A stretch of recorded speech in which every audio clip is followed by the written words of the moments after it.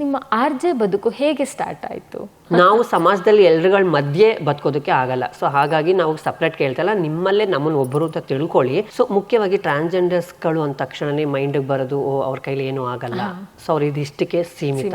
ಯಾವಾಗ ಸೊಸೈಟಿಯಲ್ಲಿ ನಮ್ಮ ಸಮುದಾಯಗಳು ಕೂಡ ಅವಕಾಶಗಳು ಶುರುವಾಗ್ತಾ ಹೋಯ್ತು, ಸರ್ಕಾರ ನಮ್ಮ ತಾನು ಕೂಡ ಗಮನ ಹರಿಸಕ್ ಶುರುವಾಯ್ತು. ಯಾಕೆಂದ್ರೆ ನಮ್ಮ ಸಮುದಾಯದ ಪರವಾಗಿ ಕೆಲಸ ಮಾಡುವಂಥವ್ರು ಯಾರೂ ಇಲ್ಲ, ನಮ್ಮ ಕಷ್ಟ ಸುಖ ಕೇಳೋವಂಥವ್ರು ಯಾರಿಲ್ಲ. ನಮಸ್ಕಾರ ವೀಕ್ಷಕರೇ, ಸಂಯುಕ್ತ ಕರ್ನಾಟಕದ ಸಾರ್ಥಕ ಬದುಕು ಕಾರ್ಯಕ್ರಮಕ್ಕೆ ಆತ್ಮೀಯವಾದ ಸ್ವಾಗತ. ಸಾರ್ಥಕ ಬದುಕು ಯಾರೆಲ್ಲ ನಡೆಸ್ತಾ ಇದ್ದಾರೆ, ಅದರ ಅನ್ವೇಷಣೆ ಹಿಂದೆ ನಾವಿದ್ದೇವೆ. ಸೊ ಇಂದು ನಿಮಗೆ ಒಂದು ವಿಶೇಷ ವ್ಯಕ್ತಿತ್ವವನ್ನು, ವಿಶೇಷ ವ್ಯಕ್ತಿಯನ್ನು ಪರಿಚಯ ಮಾಡಿಸ್ತಾ ಇದ್ದೀವಿ. ಜೀವನ ನಡೆಸೋಕ್ಕೆ ಸಾಕಷ್ಟು ದಾರಿಗಳಿದೆ, ಅದರಲ್ಲಿ ನಮ್ಮ ಆಯ್ಕೆ ಯಾವುದು ಅನ್ನೋದು ಪ್ರಶ್ನೆ.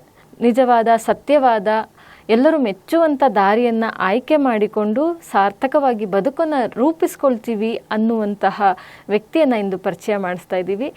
ಅವರೇ ನಮ್ಮ 90.4 ರೇಡಿಯೋ ಆ್ಯಕ್ಟಿವ್ನಲ್ಲಿ RJ ಆಗಿರುವಂತಹ ಪ್ರಿಯಾಂಕಾ ಆರ್ ಅವರು. ಕಾರ್ಯಕ್ರಮಕ್ಕೆ ಆತ್ಮೀಯವಾದ ಸ್ವಾಗತ. Thank you. ಪ್ರಿಯಾಂಕಾ ಅವರು ಮೂಲತಃ ಬೆಂಗಳೂರು ನಿವಾಸಿನೇ. ಇವರು ದೇಶದಲ್ಲೇ ಮೊದಲ ಟ್ರಾನ್ಸ್ಜೆಂಡರ್ RJ ಅಲ್ವಾ? ಸೊ ಸಾಮಾನ್ಯವಾಗಿ ನಾವು ಟ್ರಾನ್ಸ್ಜೆಂಡರ್ ಮಂಗಳಮುಖಿ ಅಂತ ನೋಡಿದಾಗ ಎಲ್ಲೋ ಸಿಗ್ನಲಲ್ಲಿ ಭಿಕ್ಷೆ ಬೇಡುವಂಥದ್ದು ಅಥವಾ ಸೆಕ್ಸ್ ವರ್ಕ್ ಮಾಡುವಂಥದ್ದು, ಈ ಥರದ ವ್ಯಕ್ತಿಗಳನ್ನೇ ಜಾಸ್ತಿ ನೋಡಿರ್ತೀವಿ. ಅವರಿಗೂ ಕೂಡ ಸಾರ್ಥಕ ಬದುಕನ್ನು ರೂಪಿಸ್ಕೊಳ್ಳೋಕ್ಕೆ ಅವಕಾಶ ಇದೆ ಅನ್ನೋದಕ್ಕೆ ನಮ್ಮ ಮುಂದೆ ಸಾಕಷ್ಟು ಜನ ಇದ್ದಾರೆ. ಮಂಜಮ್ಮ ಜೋಗತಿ ಅವರಿದ್ದಾರೆ, ಅಕ್ಕಯ್ಯ ಅವರಿದ್ದಾರೆ. ಸೊ ಈಗ ನಾವು ಪ್ರಿಯಾಂಕಾ ಅವರನ್ನು ಕೂಡ ನಿಮಗೆ ಪರಿಚಯ ಮಾಡಿಸ್ತಾ ಇದ್ದೀವಿ. ತುಂಬ ಜನರಿಗೆ ಇವರ ಪರಿಚಯ ಇರಬಹುದು, ಯಾಕೆಂದರೆ ಸಾಕಷ್ಟು ಸಂದರ್ಶನಗಳು ಈಗಾಗಲೇ ನಡೆದಿದೆ ಇವ್ರದ್ದು. ಇವತ್ತು ನಮ್ಮ ಸಂಯುಕ್ತ ಕರ್ನಾಟಕ ಸ್ಟುಡಿಯೋದಲ್ಲಿ ಇವರ ವ್ಯಕ್ತಿತ್ವ ಪರಿಚಯವನ್ನು ನಿಮಗೆ ಮಾಡಿಸ್ಕೊಡ್ತಾ ಇದ್ದೀವಿ. Thank you Shubha. ಸೊ ಇವಾಗ ಮೊದಲೇದಾಗಿ ನಾನು ಕೇಳೋದ್ರೆ, ನಿಮ್ಮ RJ ಬದುಕು ಹೇಗೆ ಸ್ಟಾರ್ಟ್ ಆಯಿತು? ಅಂದರೆ ನಿಮಗೆ ಯಾರು ಈ ಥರ RJ ಆಗಬಹುದು ಅನ್ನೋದನ್ನು ತಿಳಿಸ್ಕೊಟ್ಟಿದ್ದು ಹೇಗೆ?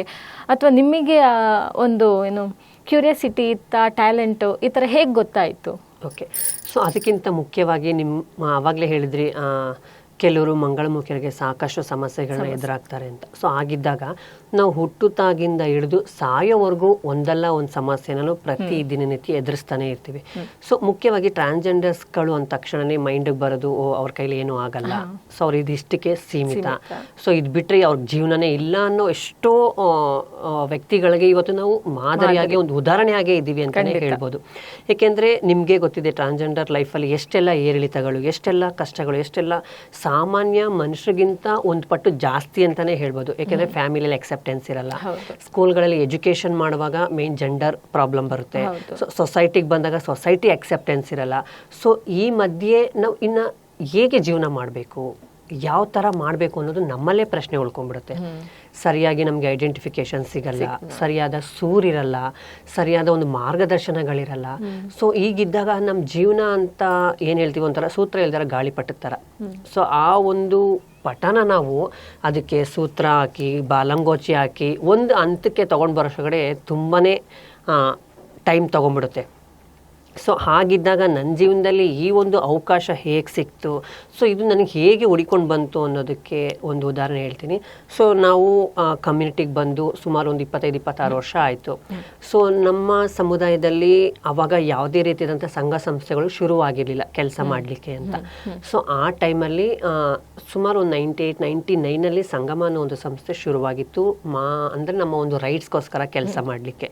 ಸೊ ಆ ಒಂದು ಸಂಸ್ಥೆ ಮುಖಾಂತರ ನಾನು ಆಫೀಸ್ಗಳಿಗೆ ಬಂದೆ. ಸೊ ಅದಾದಮೇಲೆ ನಮ್ಮ ಸಮುದಾಯದವ್ರಿಗೆ ಹೆಲ್ತ್ ಅವೇರ್ನೆಸ್ ಆಗಿರ್ಬೋದು, ಫ್ಯಾಮಿಲಿ ಸಪೋರ್ಟ್ ಕೊಡುವಂಥದ್ದಾಗಿರ್ಬೋದು, ಈಗ ಪೊಲೀಸ್ ವೈಲೆನ್ಸು, ಗೂಂಡನ್ಸ್ ವೈಲೆನ್ಸ್ ಆದಾಗ ಅವ್ರಿಗೆ ಹೋಗಿ ನಾವು ಬ್ಯಾಕ್ ಬೋನಾಗಿ ನಿಂತ್ಕೊಂಡು ಸಪೋರ್ಟ್ ಮಾಡುವಂಥದ್ದಾಗಿ ಈ ಥರ ಕೆಲಸ ಮಾಡ್ಕೊಂಡು ಬರ್ತಾಯಿದ್ವಿ.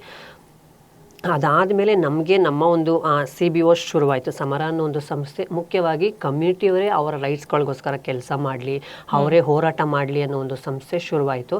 ಅದ್ರ ಮುಖಾಂತರ ನಾನು ಆ ಒಂದು CBOಗೆ ಕೆಲಸಕ್ಕೆ ಬಂದೆ. ಸೊ ಅಲ್ಲಿ ಮುಖ್ಯವಾಗಿ ನಮ್ಮ ಸಮುದಾಯದೊಳಗೆ ಹೆಲ್ತ್ ಅವೇರ್ನೆಸ್ ಕೊಡುವಂಥದ್ದು, ಆಮೇಲೆ ಏಕೆಂದರೆ ನಮ್ಮ ಸಮುದಾಯದ ಪರವಾಗಿ ಕೆಲಸ ಮಾಡುವಂಥವ್ರು ಯಾರೂ ಇಲ್ಲ, ನಮ್ಮ ಕಷ್ಟ ಸುಖ ಕೇಳೋವಂಥವ್ರು ಯಾರಿಲ್ಲ. ಹಾಗೆ ನಾವೇ ನಮ್ಮ ಕಮ್ಯುನಿಟಿಯವರ ಬದುಕು ಬವಣೆ ಯಾವ ರೀತಿ ಇರುತ್ತೆ ಅನ್ನೋದನ್ನ ತಿಳಿಸಿ ಅವ್ರಿಗೆ ಅವೇರ್ನೆಸ್ ಕೊಡ್ತಾ ಇದ್ವಿ. ಸೊ ಈ ಮಧ್ಯೆ ನನಗೆ ಜೈನ್ ಯೂನಿವರ್ಸಿಟಿಯಲ್ಲಿ ಒಂದು ರೇಡಿಯೋ ಆಕ್ಟಿವ್ ಕಾರ್ಯನಿರ್ವಹಿಸ್ತಾ ಇದೆ ಸಮುದಾಯದವ್ರಿಗೋಸ್ಕರ ಅಂತೇಳಿ ನಮ್ಮ ಸಮುದಾಯಕ್ಕೆ ಗೊತ್ತಾಯಿತು. ಸೊ ಅದಾದಮೇಲೆ ನನ್ನ ಸ್ನೇಹಿತರೊಂದಿಗೆ ಈ ಥರ ಒಂದು ರೇಡಿಯೋ ಕಾರ್ಯಕ್ರಮ ಕೊಡೋಕೆ ಹೋಗೋಣ ಬಾ ಅಂತೇಳಿ ನನ್ನನ್ನು ಕರೆದ್ರು. ಸೊ ಅವಾಗ ನನ್ನ ಥಾಟಲ್ಲಿ ಏನು ಬಂತು ಅಂದರೆ, ಏಕೆಂದರೆ ನಮ್ಮ ಬದುಕು, ನಮ್ಮ ಲೈಫ್ ಸ್ಟೋರಿ, ನಮ್ಮ ಕಷ್ಟ ಸುಖ ಯಾರು ತಾನೇ ಕೇಳ್ತಾರೆ ಬಂದು ಕೂತ್ಕೊಂಡು ನಿಮ್ದು ಏನಿದೆ ಜೀವನ ಹೇಗಿದೆ ಅಂತ. ಅಂಥದ್ದಲ್ಲಿ ಈ ಥರ ಒಂದು ಸಂಸ್ಥೆ ಈ ಥರ ಒಂದು ಕಮ್ಯುನಿಟಿಗೆ ಅವಕಾಶಗಳು ಕೊಡ್ತಾ ಇದೆಯಲ್ಲ ಅಂತೇಳಿ ನಾನು ಅವ್ರ ಜೊತೆಗೆ ಹೋದೆ ಪ್ರೋಗ್ರಾಮ್ ಕೊಡಲಿಕ್ಕೆ.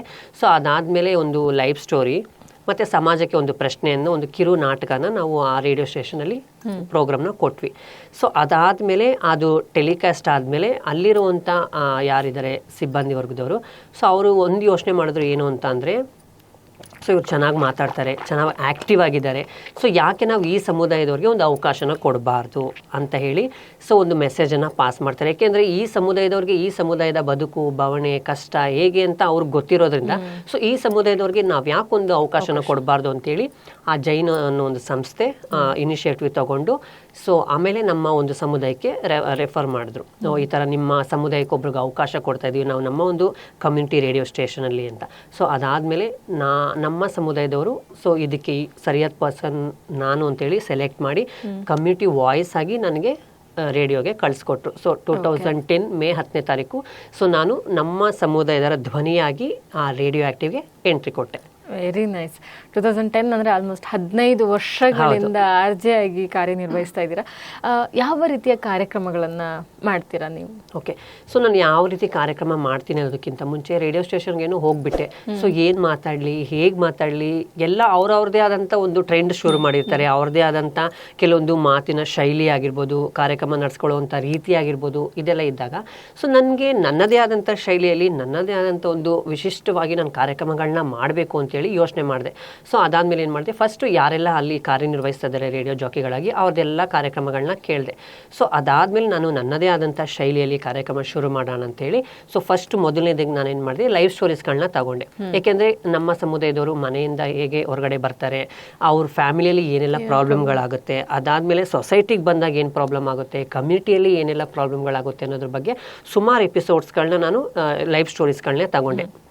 ಸೊ ಲೈಫ್ ಸ್ಟೋರೀಸ್ಗಳನ್ನ ತಗೊಂಡು ನಾನು ಕಾರ್ಯಕ್ರಮಗಳು ಮಾಡಬೇಕಾದಾಗ ಸೊ ಎಷ್ಟೋ ಜನಗಳಿಗೆ ಒಂದು ಅವೇರ್ನೆಸ್ ಕ್ರಿಯೇಟ್ ಥರ ಆಯಿತು. ಯಾಕೆಂದರೆ ಅಲ್ಲಿವರೆಗೂ ಟ್ರಾನ್ಸ್ಜೆಂಡರ್ಸ್ಗಳ ಜೀವನ ಶೈಲಿ ಹೇಗಿರುತ್ತೆ, ಅವ್ರು ಯಾವ ರೀತಿ ಬದುಕ್ತಾರೆ, ಅವ್ರು ಯಾವ ರೀತಿ ಮನೆಯಿಂದ ಹೊರಗಡೆ ಬರ್ತಾರೆ, ಹೆಂಗೆಲ್ಲ ಅವ್ರ ಜೀವನ ಶೈಲಿಗಳಿರುತ್ತೆ ಯಾರೂ ಗೊತ್ತಿರಲಿಲ್ಲ. ಸೊ ಅದಾದಮೇಲೆ ನಾನು ಲೈಫ್ ಸ್ಟೋರೀಸ್ಗಳನ್ನ ತಿಳಿಸ್ಕೊಡೋಕೆ ಸ್ಟಾರ್ಟ್ ಮಾಡಿದೆ. ಅದಾದಮೇಲೆ ರೇಡಿಯೋದಲ್ಲಿ ಸೇರಿಕೊಂಡೆ ಅಂತಾಗ ಸಾಕಷ್ಟು ಪ್ರಿಂಟ್ ಮೀಡಿಯಾಗಳಾಗಿರ್ಬೋದು, ಬೇರೆ ಬೇರೆ ಚಾನಲ್ಸ್ಗಳಾಗಿರ್ಬೋದು ಸೊ ಅವರೆಲ್ಲ ಶೂಟ್ ಮಾಡೋಕ್ಕೆ ಶುರುವಾದರು. ಸೊ ಕಮ್ಯುನಿಟಿ ರೇಡಿಯೋದಲ್ಲಿ ರೇಡಿಯೋ ಜಾಕಿಯಾಗಿ ಈ ಥರ RJ ಪ್ರಿಯಾಂಕ್ ಅವ್ರು ಸೆಲೆಕ್ಟ್ ಆಗಿದ್ದಾರೆ. ಅವರು ಕಮ್ಯುನಿಟಿ ಕಾರ್ಯಕ್ರಮಗಳನ್ನ ಮಾಡ್ತಿದ್ದಾರೆ, ಅವರದೇ ಆದ ಶೈಲಿಯಲ್ಲಿ ಅವರದೇ ಕಮ್ಯುನಿಟಿಯವ್ರಿಗೋಸ್ಕರ ಅವರು ಧ್ವನಿಯಾಗಿದ್ದಾರೆ ಅಂತೇಳಿ ಸಾಕಷ್ಟು ಇದಲ್ಲಿ ಬಂತು. ಸೊ ಅದಾದಮೇಲೆ ನಾನು ಪಾರ್ಟ್ನರ್ ಇಶ್ಯೂಸ್ ಆಗಿರ್ಬೋದು, ಫ್ಯಾಮಿಲಿ ಅಕ್ಸೆಪ್ಟೇಬಲ್ದಾಗಿರ್ಬೋದು, ಗೂಂಡಾ ವೈಲೆನ್ಸು, ಪೊಲೀಸ್ ವೈಲೆನ್ಸ್ ಆಗಿರ್ಬೋದು, ಹೀಗೆ ಹಲವಾರು ವಿಚಾರಗಳನ್ನ ನಾನು ಥ್ರೂ ರೇಡಿಯೋ ಕಾರ್ಯಕ್ರಮದ ಮುಖಾಂತರ ನಮ್ಮ ಸಮುದಾಯದ ಜೀವನ ಶೈಲಿಯನ್ನು ನಾನು ರೇಡಿಯೋ ಮುಖಾಂತರ ಜನಗಳಿಗೆ ತಿಳಿಸ್ತಾ ಬಂದೆ. ಸೊ ಅದಾದಮೇಲೆ ಸುಮಾರು ಸೀಸನ್ ವೈಸ್ ನಾನು ಕಾರ್ಯಕ್ರಮಗಳನ್ನ ಮಾಡ್ಕೊಂಡು ಬಂದೆ. ಇವಾಗ ಯಾರಿವರು ಸೀಸನ್ 4 ಅನ್ನೋದನ್ನ ಶುರು ಮಾಡಿದ್ದೀನಿ. ಇದು ನಮ್ಮ ಕಾರ್ಯಕ್ರಮದ ಟೈಟಲ್ಲು, ಯಾರಿವರು ಅಂದರೆ ಹೂ ಆರ್ ದ ಪೀಪಲ್ ಅಂತ. ಸೊ ಆ ಒಂದು ಶೋನಲ್ಲಿ ನಾನು ಎಲ್ಲ ಥರದ ಕಾರ್ಯಕ್ರಮಗಳನ್ನು ನಡೆಸ್ಕೊಡ್ತೀನಿ. ಅವ್ರ ಲೈಫ್ ಸ್ಟೋರೀಸ್ ಆಗಿರ್ಬೋದು, ಅವ್ರ ಸಕ್ಸಸ್ ಸ್ಟೋರೀಸ್ ಆಗಿರ್ಬೋದು, ಪ್ರತಿಯೊಂದೂ ಕೂಡ ಆ ಯಾರಿವರು ಶೋನಲ್ಲಿ ಹೋಗುತ್ತೆ ಅದು. ಓಕೆ, ಸೊ ಮೇಯ್ನ್ ಆಗಿ ನಿಮ್ಗೆ ಎದುರಾಗೋ ಸಮಸ್ಯೆಗಳು ಯಾವ್ದು ಅಂತ ಹೇಳಿ ಅನ್ಸುತ್ತೆ ನಿಮ್ಗೆ? ಸೊ ನಮ್ಮ ಸಾಕಷ್ಟು ಜನನ ಸಂದರ್ಶನ ಮಾಡಿದೀರಾ ಅಂತ ಅಂದ್ರಿ, ಒಬ್ರೊಬ್ರದ್ದು ಒಂದೊಂದು ಸಮಸ್ಯೆ ಇದ್ದೇ ಇರುತ್ತೆ. ಮುಖ್ಯವಾಗಿ ನಿಮಗೆ ಒಂದು ಸಮಾಜದಿಂದ ಇರ್ಬೋದು, ಮನೆಯಿಂದ ಇರ್ಬೋದು. ಸೊ ಆಗಿದ್ದಾಗ ನಮ್ಮ ಸಮುದಾಯದವರು ಮೇಯ್ನ್ ಆಗಿ ಅನುಭವಿಸೋದೇ ಫ್ಯಾಮಿಲಿ ಪ್ರಾಬ್ಲಮ್. ಫ್ಯಾಮಿಲಿಯವರು ಅಕ್ಸೆಪ್ಟೇಬಲ್ ಮಾಡ್ಕೊಂಡ್ಬಿಡ್ತು ಅಂತ ಅಂದರೆ ಯಾರು ಕೂಡ ಸೊಸೈಟಿಗೆ ಬಂದು ಬೀಳೋದಿಲ್ಲ. ಸೊ ಅವರು ಈ ಸೆಕ್ಸ್ ವರ್ಕ್ ಆಗಿರ್ಬೋದು, ಬೆಗ್ಗಿಂಗ್ ಆಗಿರ್ಬೋದು, ಆ ಥರ ಮಾಡೋಕ್ಕೆ ಅವಕಾಶನೇ ಇರ್ತಾ ಇರಲಿಲ್ಲ. ಮೇನ್ ಫ್ಯಾಮಿಲಿಲೇ ಎಕ್ಸೆಪ್ಟೆನ್ಸ್ ಇಲ್ಲ ಅಂತ ಅಂದಾಗ ಇನ್ನು ನಮ್ಮ ಸೊಸೈಟಿಯಲ್ಲಿ ಎಷ್ಟು ಮಟ್ಟಿಗೆ ಎಕ್ಸೆಪ್ಟೆನ್ಸ್ ಸಿಗುತ್ತೆ. ಸೊ ಫ್ಯಾಮಿಲಿಯಲ್ಲಿ ಯಾಕೆ ಸಿಗಲ್ಲ ಅಂತಂದರೆ ಅವರು ಅಕ್ಕಪಕ್ಕದವ್ರು ಏನು ಅನ್ಕೊಳ್ತಾರೋ, ಫ್ಯಾಮಿಲಿ ರಿಲೇಟಿವ್ಗಳು ಏನು ಅನ್ಕೊಳ್ತಾರೋ ಅನ್ನೋ ಒಂದು ಮೈಂಡ್ ಸೆಟ್ಟಲ್ಲೇ ಇದ್ದಾರೆ. ಸೊ ಆ ಒಂದು ಕಾರಣಕ್ಕೆ ಎಷ್ಟೋ ಫ್ಯಾಮಿಲಿಗಳಲ್ಲಿ ಎಕ್ಸೆಪ್ಟೆನ್ಸ್ ಸಿಗಲ್ಲ. ಅದರಲ್ಲೂ ಎಲ್ಲೋ ಒಂದಷ್ಟು ಜನ ಫ್ಯಾಮಿಲಿಯಲ್ಲಿ ಒಪ್ಕೊಂಡಿರೋದು, ಅದು ಬಿಟ್ಟರೆ ಇನ್ಯಾರೂ ಫ್ಯಾಮಿಲಿಯಲ್ಲಿ ಒಪ್ಕೊಂಡಿರಲ್ಲ. ಸೊ ಮೇಯ್ನ್ ನಮ್ಗೆ ಅಲ್ಲೇ ಶುರುವಾಗೋದು ಪ್ರಾಬ್ಲಮ್ಗಳು. ಫ್ಯಾಮಿಲಿಯಿಂದನೇ ಶುರುವಾಗಿ ಸೊಸೈಟಿವರೆಗೂ ಬರುತ್ತೆ. ಹೌದು.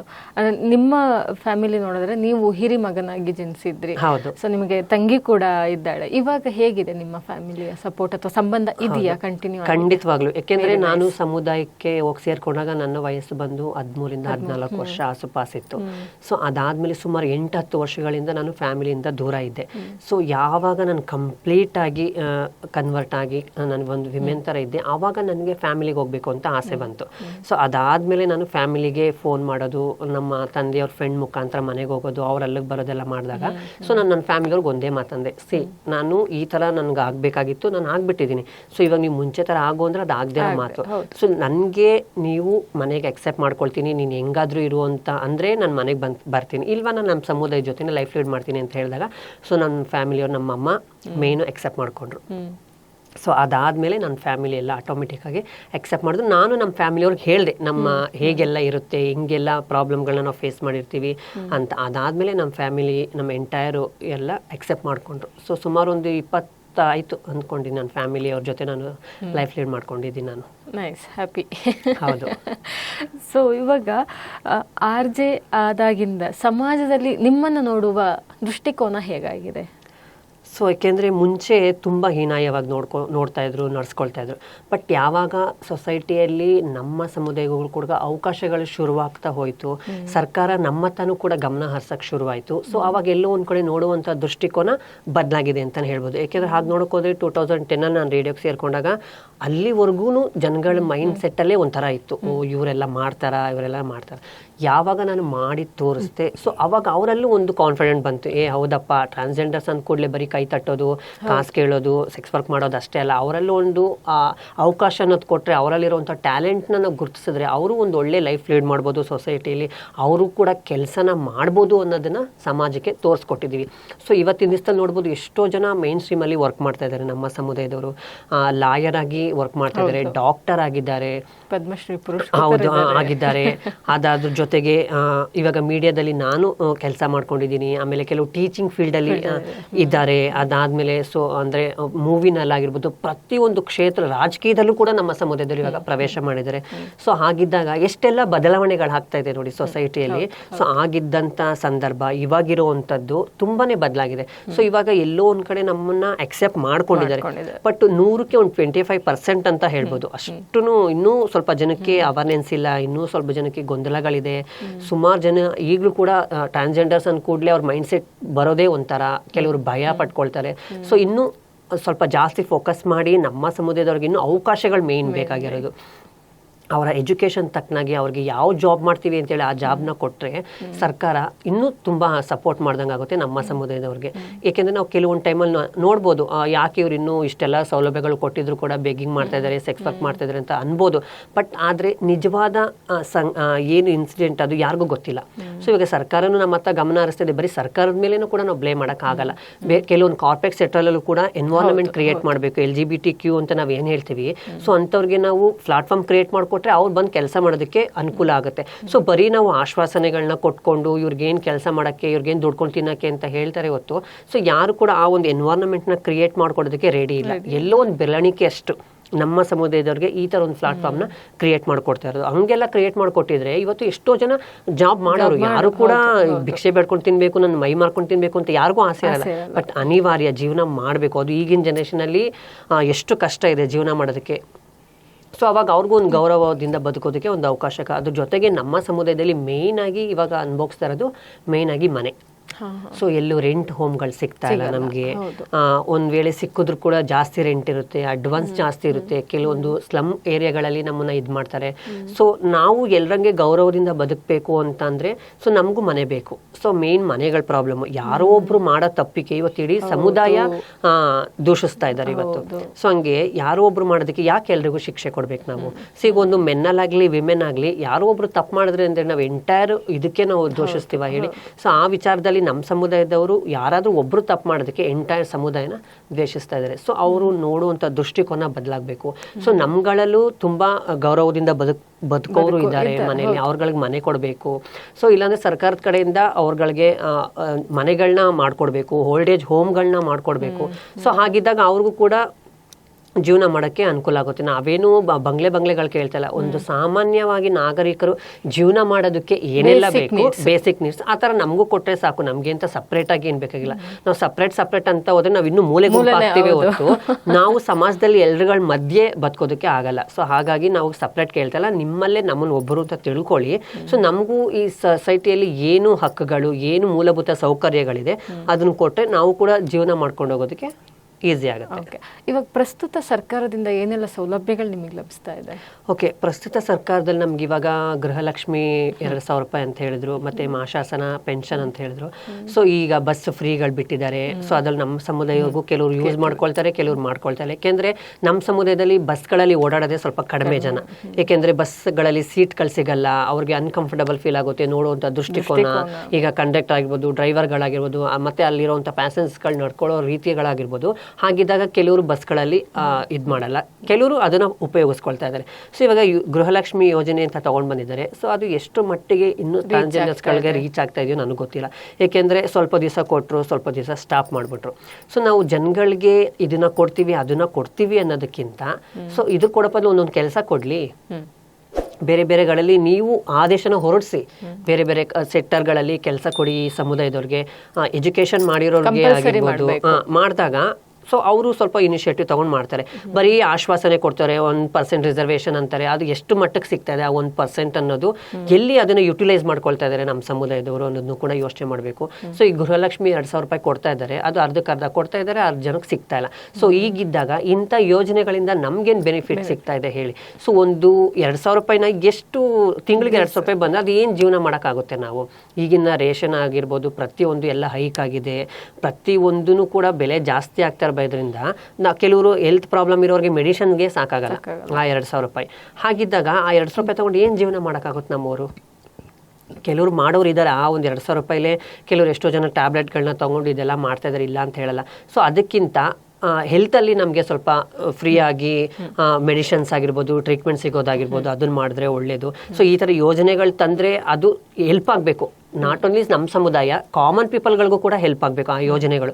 ಅದು ಬಿಟ್ಟು ಅರ್ಧಕ್ಕರ್ಧ ಯೋಜನೆಗಳು ಹೆಲ್ಪ್ ಆಗೋದು, ಇನ್ನು 10 ಜನಕ್ಕೆ ಹೆಲ್ಪ್ ಆಗದೆ ಇರೋದು ಬಂದರೆ ತುಂಬಾ ಕಷ್ಟ ಆಗುತ್ತೆ. ಸೊ ಅದರಲ್ಲೂ ಮಾಶಾಸನ ಈಗ 1,200 ರೂಪಾಯಿನೋ ಕೊಡ್ತಾ ಇದ್ದಾರೆ, ಅದನ್ನು ಸರಿಯಾಗಿ ನಮಗೆ ಸಿಗ್ತಾ ಇಲ್ಲ. ಸೊ ಈಗಿದ್ದಾಗ ನಾವು ಹಿಂಗೆ ಜೀವನ ಮಾಡಬೇಕು? ಸೊ ಆ ಒಂದು ಕಾರಣಕ್ಕೋಸ್ಕರ ಇವತ್ತೂ ಸಹ ಎಷ್ಟೋ ಜನ ಬೆಗ್ಗಿಂಗ್ ಮಾಡ್ತಾ ಇರೋದು, ಸೆಕ್ಸ್ ವರ್ಕ್ ಮಾಡ್ಕೊಂಡು ಲೈಫ್ ಲೀಡ್ ಮಾಡ್ತಾ ಇದ್ದಾರೆ. ಸೊ ಯಾವಾಗ ಅದನ್ನೆಲ್ಲ ಬಿಟ್ಟು ಕೆಲಸ ಕೊಡಲಿ, ಸೊ ಒಂದು 15,000 20,000 ಸ್ಯಾಲ್ರಿ ಸಿಕ್ಕಲಿ, ನಾರ್ಮಲ್ ಆಗಿ ಒಂದು ಮನೆ ಬಾಡಿಗೆ ಒಂದು 5,000 10,000 ಬಾಡಿಗೆ ಇರುತ್ತೆ, ನಮ್ಮ ಜೀವನ ಇದಾಗುತ್ತೆ. ಅದ್ರ ಜೊತೆಗೆ ಈ ಒಂದು ಸೌಲಭ್ಯಗಳನ್ನು ಕೊಟ್ಟರೆ ಸೊ ಜೀವನ ಮಾಡೋದಕ್ಕೆ ಸಾಕಾಗುತ್ತೆ. ಇಲ್ಲ ಅಂದರೆ ತುಂಬಾ ಕಷ್ಟ. ಯಾಕೆಂದರೆ ಕೆಲವರು ಓಲ್ಡ್ ಏಜ್ ಆಗಿರೋದ್ರಿಂದ ಹೆಲ್ತ್ ಪ್ರಾಬ್ಲಮ್ಗಳಿರುತ್ತೆ, ಅವ್ರಿಗೆ ಟ್ಯಾಬ್ಲೆಟ್ಸ್ಗಳು, ಚೆಕಪ್ಸ್ಗಳು ಅದೆಲ್ಲ ಇರುತ್ತೆ, ಅದೆಲ್ಲ ಖರ್ಚಾಗುತ್ತೆ. ಸೊ ಹಾಗಾಗಿ ಹೆಲ್ತ್ ವಿಚಾರ ಬಂದಾಗ ಸ್ವಲ್ಪ ಕೆಲವೊಂದು ಇದರಲ್ಲಿ ಫ್ರೀಯಾಗಿ ಮಾಡಿಕೊಟ್ರೆ ತುಂಬ ಹೆಲ್ಪ್ ಆಗುತ್ತೆ.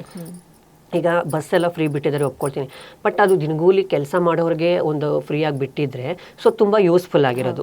ಈಗ BMTC ಬಸ್ಗಳಲ್ಲಿ ಅಷ್ಟು ರಶ್ ಇರೋದ್ರಿಂದ ಯಾರು ಕೂಡ ಬಸ್ ಹತ್ತಲ್ಲ.